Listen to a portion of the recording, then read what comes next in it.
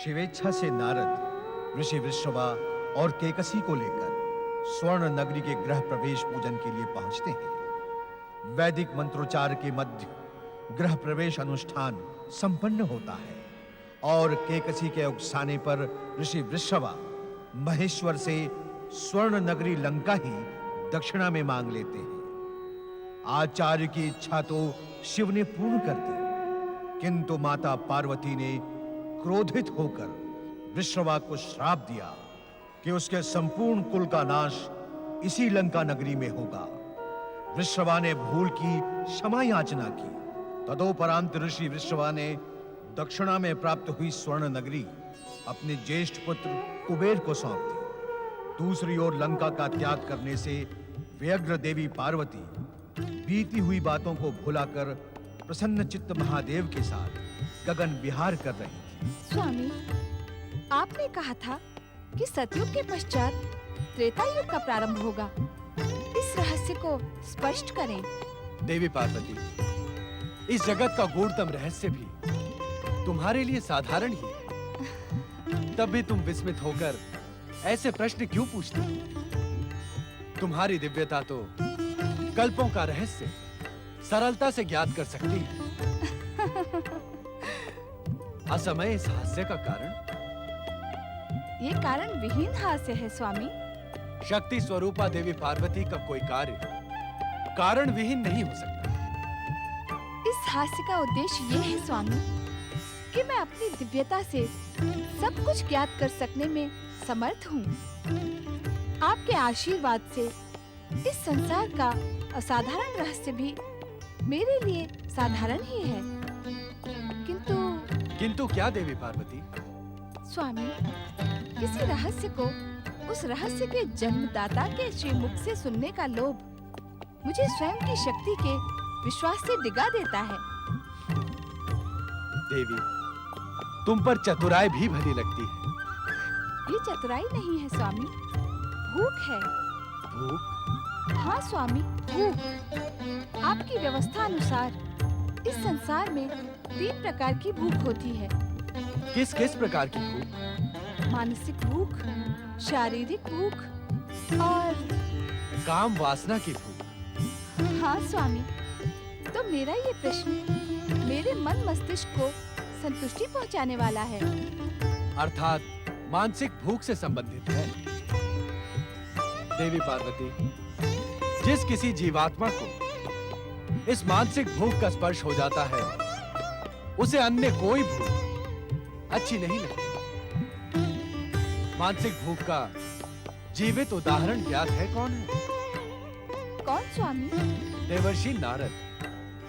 वह अपनी जिज्ञासा में 24 प्रहर 14 भुवनों में मंडराते रहते हैं।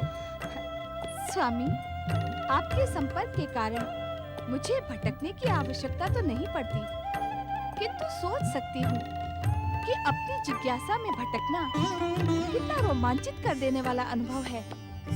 अर्थात तुम्हें अब अधिक भटकाया न जाए और तुम्हारी मानसिक भूख संबंधित जिज्ञासा शांत कर दी जाए।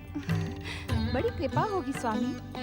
सतयुग की सात्विक प्रवृत्तियां त्रेता युग में धीरे धीरे कलुषित होने लगी। इसी कारण शुभ अशुभ शक्तियों में संघर्ष तीव्र होगा। इससे अधिक ज्ञात करने के लिए तुम्हें धैर्य धारण करना होगा देवी। इस समय तो कैलाश में हमारी प्रतीक्षा हो रही है।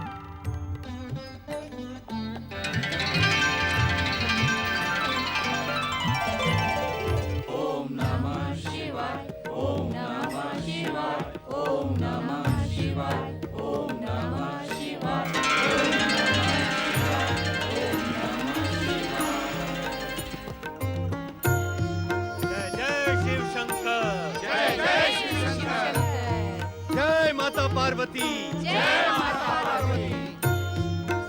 आप सभी को हमारी प्रतीक्षा करनी पड़ी, इसका हमें दुख है। हमें जैसे ही आप सबके आगमन का ज्ञात हुआ, हम यहां प्रकट हो गए। अब कृपा करके अपना उद्देश्य स्पष्ट करें। अंतर्यामी, आप घट घट के वासी हैं। हर कारण के कारण आप जानते हैं कि सतयुग का अंत तथा त्रेता का आरंभ हो रहा है। इस संसार में युग के अनुसार परिवर्तन आएगा। अब समय की तुला पर पुण्य की अधिकता के साथ साथ पाप भी दिखाई देगा। आपका कथन पूर्णतया सत्य है ब्रह्मदेव।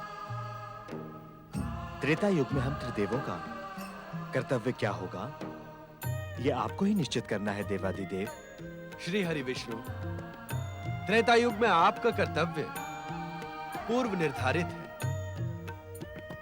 आप अपने अंशों से 2 अवतार प्रकट कर पृथ्वीवासियों को अनीति, अनाचार तथा अत्याचार से मुक्त करेंगे। ब्रह्मदेव, इस युग के लिए हमारी आपसे अपेक्षा है कि आप उन्हीं तपस्वियों को वरदान देंगे जिनकी निष्ठा संदिग्ध न हो, जो सदाचारी हो और जन कल्याण के लिए तपस्या कर रहा हो। और यह सब तभी संभव होगा जब आप स्वयं वरदान देने से पूर्व वरदानी की कठोर परीक्षा लेकर निश्चिंत हो जाएं। आपकी आज्ञा का अक्षरशः पालन होगा भोलेनाथ।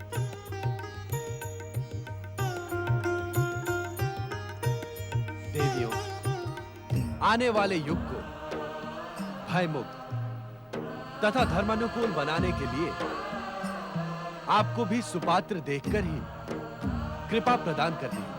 क्षमा देवाधिदेव, सुपात्रों का चयन किस आधार पर किया जाना उचित होगा? देवी लक्ष्मी, ब्रह्मदेव को जो कारण तपस्वियों को वरदान देने के लिए निश्चित किया गया है, वही कारण सुपात्रों के चयन में भी कार्य करेगा। कारण कि इस युग में अपनी बुद्धि तथा समृद्धि का दुरुपयोग करने वाले मनुष्य अधिक उत्पन्न होंगे। जो आज्ञा भोलेनाथ।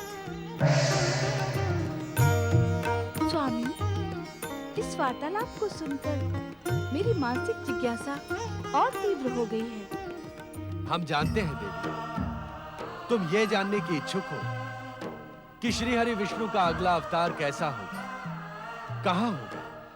हाँ स्वामी। देवी, इस त्रेता युग में श्री हरि विष्णु जो सर्वप्रथम अवतार ग्रहण करेंगे, वो एक तेजस्वी ब्राह्मण का होगा। उसके हृदय में अटूट आत्मविश्वास तथा अगाध शिव भक्ति होगी। अर्थात श्री हरि विष्णु मानवीय अवतार ग्रहण करेंगे। हाँ देवी। किंतु स्वामी, क्या यह इतना आवश्यक है?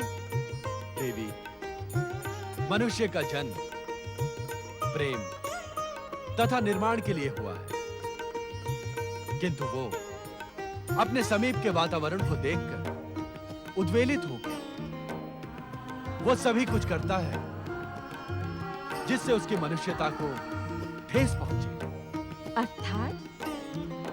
अर्थात इस त्रेता युग में अहंकार, दुष्टता, लोभ तथा मोह जैसी व्याधियां उच्च कुल में जन्मे लोगों को अपने ओर आकर्षित करने में सफल होंगी, जिसका सीधा प्रभाव साधारण जनमानस पर पड़ेगा। किंतु इसका संबंध श्री हरि विष्णु के मानवीय अवतार से क्या है स्वामी? पार्वती, साधारण जनमानस को अपने पथ पर अपने आदर्श के दर्शन उसी समीपता से हो जिस समीपता से उन्हें दुष्ट शक्तियां प्रभावित कर रही हैं, तो उनका जीवन शांत और प्रेम पूर्ण बन सकेगा। क्या श्री हरि विष्णु के अवतार का उद्देश्य इतना ही संक्षिप्त है स्वामी? नहीं देवी, यह अवतार अत्यंत उद्देश्यपूर्ण है। किस प्रकार स्वामी? अवसर प्राप्त होने पर अथवा दुष्ट शक्तियों के पाप का घड़ा भर जाने पर उनका सर्वनाश तो श्री हरि विष्णु द्वारा होगा ही, साथ ही श्री हरि विष्णु के कार्यों की सुगंध युगों युगों तक पृथ्वीवासियों को अपने कर्म निर्धारण की प्रेरणा प्रदान करती रहेगी। उत्तम, अति उत्तम। इन अवतारों का एक अन्य उद्देश्य भी है देवी। कौन सा उद्देश्य स्वामी? साधारण मानवीय अवतार लेकर जगत पालक श्री हरि विष्णु मानव मात्र को ये पाठ पढ़ाने में सफल होंगे कि हर मनुष्य की आत्मा में परमात्मा का वास होता है। यदि साधारण मानव भी इन सब आदर्शों का अनुसरण करे तो वो भी देवत्व का पद ग्रहण कर सकता है, नर से नारायण बन सकता है। सुंदर, अति सुंदर।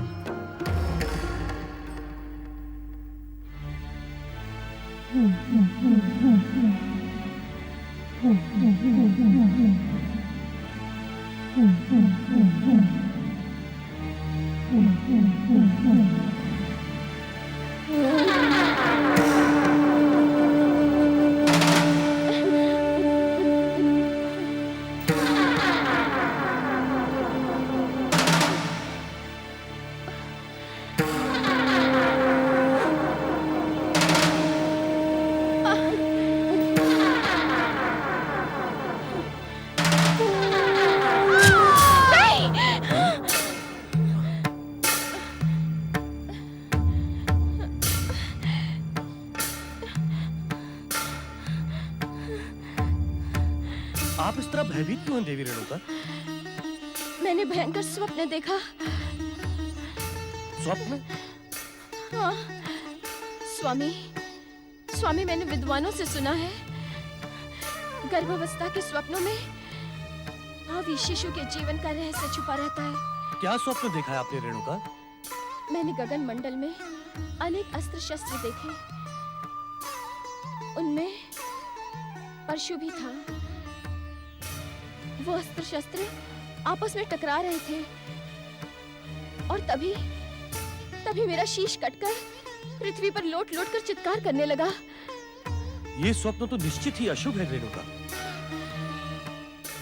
आप तो महाज्ञानी हैं स्वामी, कृपया मुझे बताएं इस स्वप्न का मेरे होने वाली संतान से क्या संबंध है? इस प्रश्न का उत्तर देवादिदेव भगवान शिव शंकर ही दे सकते हैं। स्वामी, हमारे कुल में सदा शिव की ही आराधना होती रही है। आप भोलेनाथ को प्रसन्न कर इस दुस्वप्न का कारण जानने का प्रयास करें। तुम चिंतित मत हो रेणुका। जमदग्नि ने आजन्म शिव आराधना की है। शिव भक्ति करने वालों को कभी कोई कष्ट नहीं होता। तुम्हारे स्वप्न में भी भोलेनाथ का कोई गूढ़ संकेत छिपा है। स्वामी,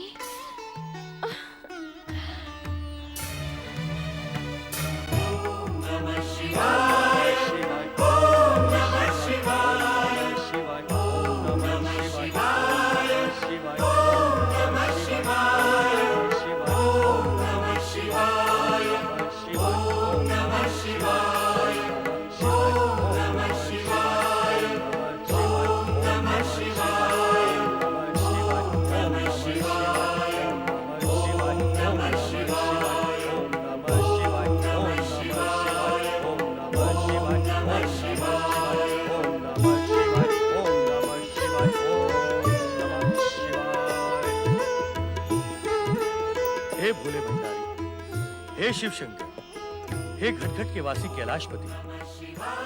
रेणुका ने जब से ये विचित्र स्वप्न देखा है तब से हम दोनों आशंकित हैं। हमारी आशंका का शमन करते हुए उस स्वप्न के फल का संकेत दे। महर्षि जमदग्नि, आप स्वयं सप्तऋषियों में से एक तथा महान तत्वज्ञानी हैं।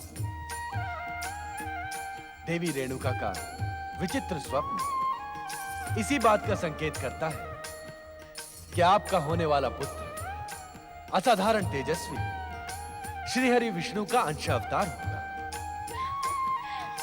वो ब्राह्मण श्रेष्ठ विजय योद्धा तथा असाधारण शक्तिशाली होने के साथ ही परम शिव भक्त होगा। यह बालक अन्याय और अनीति का नाश कर धर्म संस्थापना को सुदृढ़ दिशा प्रदान करेगा। हे भोलेनाथ, आप अपने इस भक्त पर सदा कृपालु रहे हैं। असाधारण पुत्र का आशीर्वाद देकर आपने हमें धन्य कर दिया। हे शिव शंकर, हम साधारण मनुष्य हैं, हमारी त्रुटियों को क्षमा करें। देवी रेणुका, साधारण मानव ही महामानव बन सकता है। आपको अपने पुत्र को यही संस्कार प्रदान करने होंगे। जो आज्ञा भोलेनाथ। जय शिव शंकर, जय जय शिव शंकर, जय जय शिव शंकर।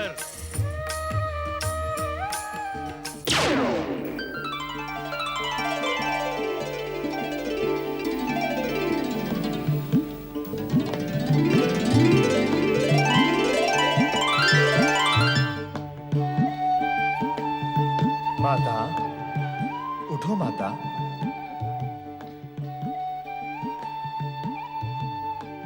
कौन है? कौन है? मैं हूं माता, आपका पुत्र।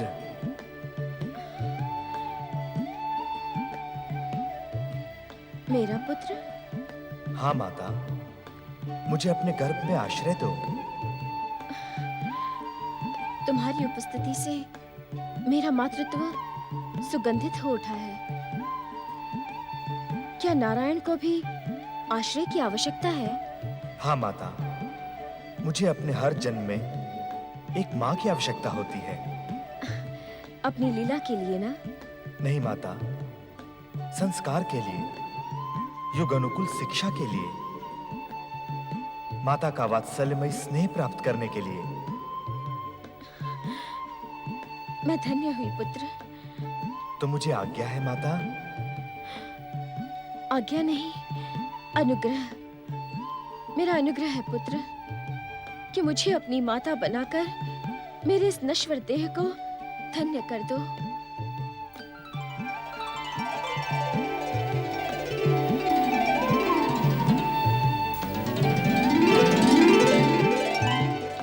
आपका आग्रह भी मेरे लिए आज्ञा के समान ही है माता।